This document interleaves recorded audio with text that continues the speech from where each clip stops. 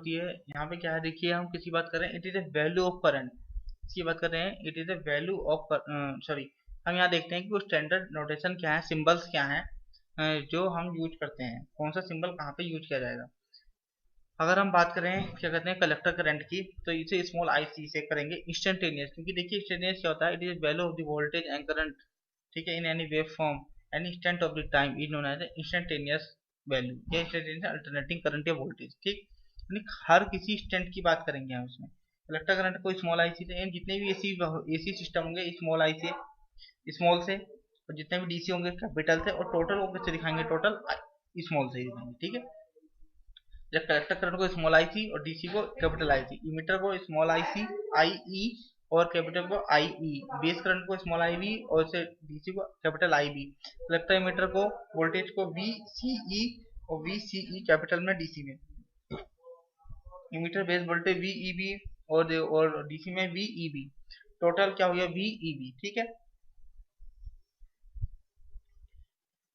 अब देख रहे हैं करंट गेन ऑफ ट्रांजिस्टर। हमें आपको एक क्वेश्चन बोला था मैंने, आपको ये ध्यान रखना है कि कॉमन इमीटर कॉन्फ़िगरेशन ही सबसे ज्यादा क्यों यूज होती है, इसका हम आंसर अभी थोड़ी देर में देखेंगे क्यों यूज होती है, ठीक है। Current gain of transistor in common base configuration, common base configuration में हम करंट गेन निकालेंगे क्या क्या है। अब हम देखते हैं करंट गेन ऑफ, ठीक, current gain of transistor in a common base configuration में, मतलब करंट गेन क्या आएगा common base configuration, different different configuration देखेंगे। सबसे पहले देखते हैं कॉमन बेस कॉन्फ़िगरेशन में।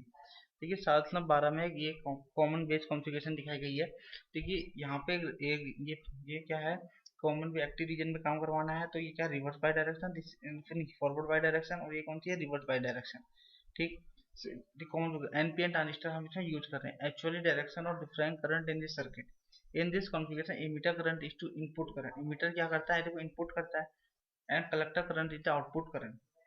The current gain of the transistor is defined as the ratio of the transistor output current to the input current. Current gain may be of two types, namely DC current gain और AC current gain, ठीक, depending upon whether the input and output current are DC current और AC current, ठीक है। हम दो तरह के gain निकालेंगे, आउटपुट एक DC करंट गेन और AC करंट गेन। गेन क्या होता है, आउटपुट बटे इनपुट।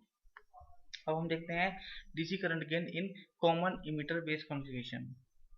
DC करंट गेन में भी define as the ratio of collector current, यानी आउटपुट बटे इनपुट। आउटपुट क्या है, क्या कहते हैं आईसी करंट, एंड इमीटर क्या है I current, it donated by alpha, alpha DC, और ये एच एफ बी, ये फॉरवर्ड बाइस के हिसाब से इसको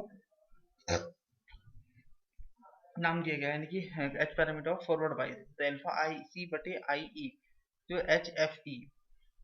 But we know that the value of collector current is always the value of collector current, the value of collector current is always less than the value of emitter current। जो क्या कहते हैं, हम ये भी जानते हैं जो वैल्यू है, जो कलेक्टर करंट की जो वैल्यू है वो हमेशा क्या कहते हैं इमीटर करंट से क्या रहेगी, कम रहेगी, ठीक है। कहते हैं we note the value of the collector emitter, जो collector current is always less than, यानी कलेक्टर करंट जो है वो कम रहेगा इमीटर करंट के मुकाबले, ठीक। उसी तरह है DC current gain in common base configuration always less than unity, और डीसी करंट गेन है वो हमेशा एक से क्या मिलेगा, हमें कम मिलेगा, आईसी की वैल्यू क्योंकि कम होगी, ठीक। अब जैसे यहाँ रिवर्स बाय डायरेक्शन में है, पर इमीटर में यहाँ से क्या होगा, इस तरीके से काम करेगा, ठीक है ना। और जो सारा करंट इसमें तो फ्लो होगा नहीं, क्योंकि इलेक्ट्रॉन इधर फ्लो होंगे, तो करंट डायरेक्शन क्या होगी, ये तो सारा का सारा कहाँ जाएंगे, इस तरफ को जाएंगे। पर क्या कहते हैं इस तरफ को जाने की कोशिश करेंगे, पर यहाँ पॉजिटिव वोल्टेज है, क्या कहते हैं, तो यहाँ से जो इलेक्ट्रॉन आएंगे वो क्या निगेटिव करंट से क्या कर देगा, अपोज कर देगा, यहाँ क्या कर देगा, अपोज कर देगा, तो यहाँ से करंट इधर को जाएगा, कुछ इधर को जाने की कोशिश करेगा, तो वैल्यू ऑटोमेटिक इलेक्ट्रॉन क्या हो जाएगी, कम हो जाएगी। और एसी की वैल्यू निकालेंगे तो उसमें क्या लग जाएगा, डेल लग जाता है, del I C upon del E. Alpha not is also called common base short circuit current gain. Alpha alpha कहते हैं अल्फा नॉट इज नॉट, यहाँ पे अल्फा नोट क्या है, common base short circuit configuration current gain भी क्या है, common base short circuit current gain, ये कहाँ कहा जाता है, जब टू पोर्ट नेटवर्क की बात करते हैं। The value of alpha note also less than unity, जो इसकी वैल्यू होगी कहते हैं यूनिटी से क्या होगी, कम होगी, ठीक है। अब DC current gain is equal to AC current gain के बराबर ही है, अप्रोक्सीमेटली इक्वल ही आती है, ठीक। उसके बाद एग्जांपल देख लेते हैं, ये देखो सिंपल से एग्जांपल है, कहते हैं in a common base configuration, common base configuration the value of collector current 5 कहते हैं 10 milli ampere and the value of emitter current 5.18 calculate common base DC. Common क्या होता है कि आई कहते हैं आउटपुट बटे इनपुट, आउटपुट क्या है आईसी बटे आई, तो वैल्यू निकालेंगे तो 5.10 भाग कर देना, कुछ वैल्यू आएगी तो हमेशा देखो नीचे बात ज़्यादा वैल्यू है तो ऑटोमेटिक ही वैल्यू बनते कम आएगी। ठीक है, find the value of the base current and common base DC current gain in transistor. अब इसमें क्या पूछा है, बेस करंट की वैल्यू पूछी है, हमें किसकी वैल्यू पूछी है, हमें पता है अल्फा क्या होता है आईसी अपॉन आई होता है, तो यहाँ से आईसी इक्वल टू अल्फा की वैल्यू दी हुई, अल्फा की वैल्यू दी है 0.987 और आई की वैल्यू भी दी हुई है 10 मिली एम्पियर, तो कितना हो गया 9.87 मिली एम्पियर। तो बेस करंट टोटल करंट क्या होता है I equal to I B plus I C, तो आई सी की वैल्यू हमें पता लग गया, आई की वैल्यू दी है, माइनस कर देंगे 0.13 मिली एम्पियर आ जाएगा। सही है ना।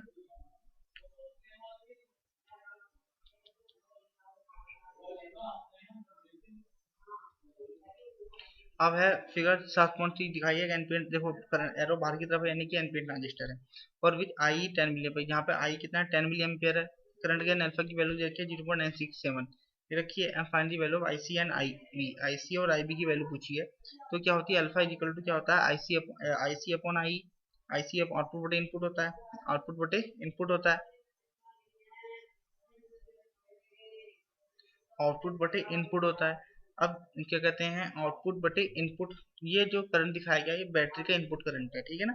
आउटपुट बटे input IC equal to alpha I 0.967 जो 10 हो गया, आईसी की वैल्यू निकाल ली हमने। अब यहाँ से क्या बचा, बेस करंट की वैल्यू पूछी है तो माइनस कर देंगे तो वो 0.33 मिली एम्पियर आ जाएगी।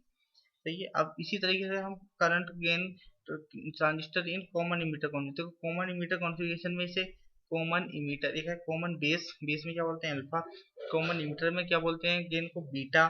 ठीक, अब एक और है कॉमन, कॉमन कहेंगे कलेक्टर, कॉमन कलेक्टर में इसे बोलते हैं गामा, कॉमन कलेक्टर में से बोलते हैं, मैं दिखाता हूँ आपको, लीकेजिंग करंट कॉमन बेस कॉमन, क्योंकि कलेक्टर कहाँ गया,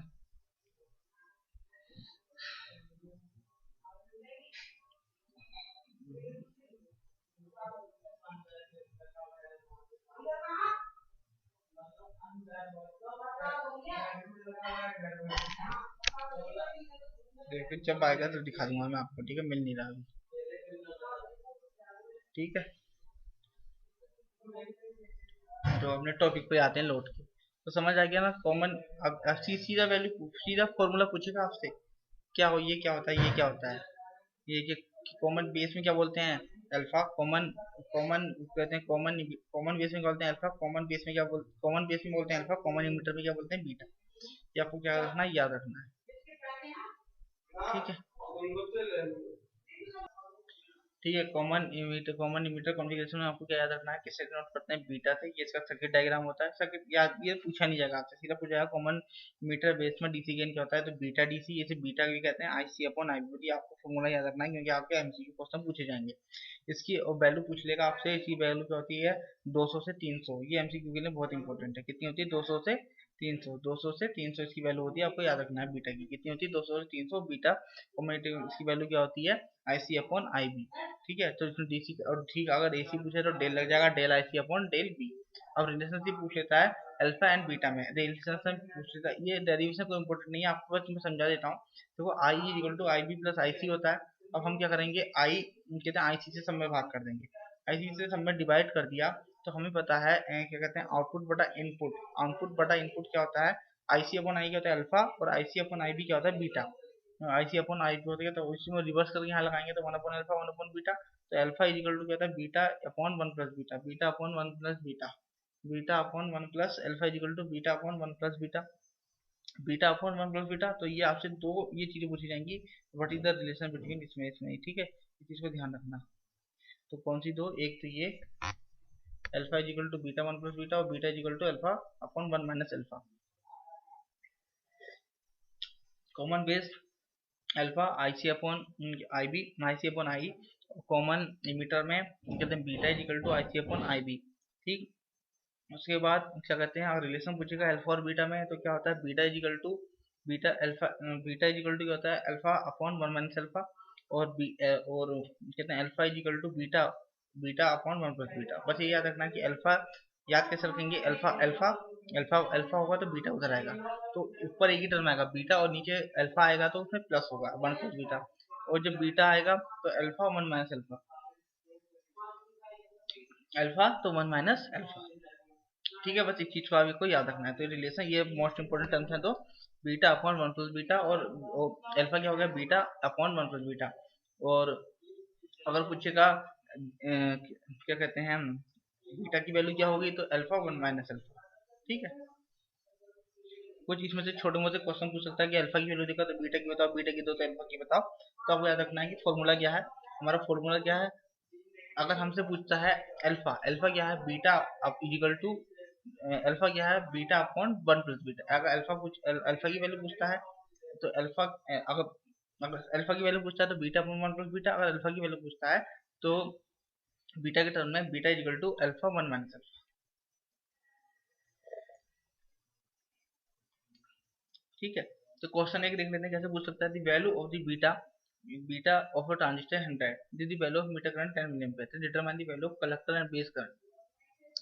कलेक्टिव बेस करंट, करंट की पूछेगा, मैं आपको दिखाता हूँ वाला क्वेश्चन जिसमें बीटा और एसी करंट वैल्यू। हाँ ये इस तरीके से क्वेश्चन आपके एमसीक्यू में पूछे जाएंगे।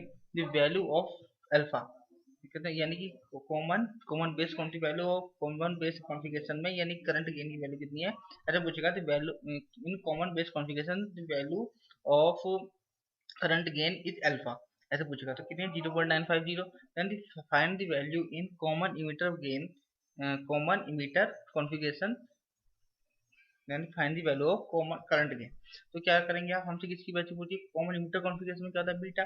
तो बीटा क्या होता है अल्फा अपॉन 1 माइनस अल्फा। तो वैल्यू पुट कर देंगे तो 19 आएगी। तो बीटा की वैल्यू आपको ध्यान रखनी है कितनी होती है, मैंने आपको बताई थी अभी 200 तक के लपेट में होती है, 20 से 200 के बीच में,